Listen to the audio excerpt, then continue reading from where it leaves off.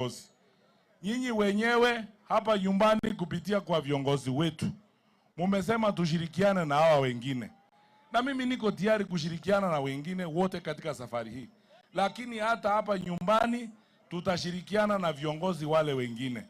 Mimi nawaomba tafadhali tufikirie mambo ya kuleta manufaa kwa watu wetu na maendeleo kwa watu wetu, badala ya kutumia pesa kununulia wale watoto chang'aa.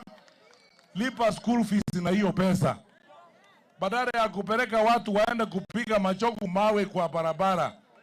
Hiyo pesa enda ulipe school fees, kwa sababu kuna watoto wetu ambao wanahitaji fees. Ama namna gani?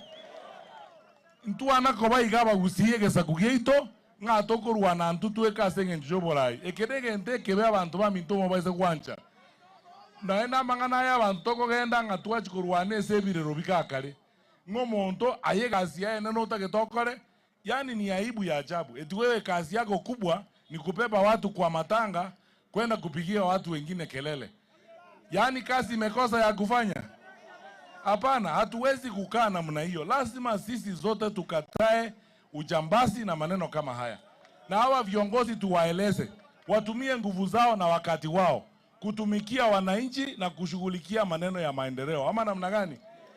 Na tusikizane sisi wote, kwa sababu safari hii lazima tutembee sisi sote tukiwa pamoja. La mwisho, sisi kama nchi tumeamua tutakuwa demokrasia ya vyama vingi.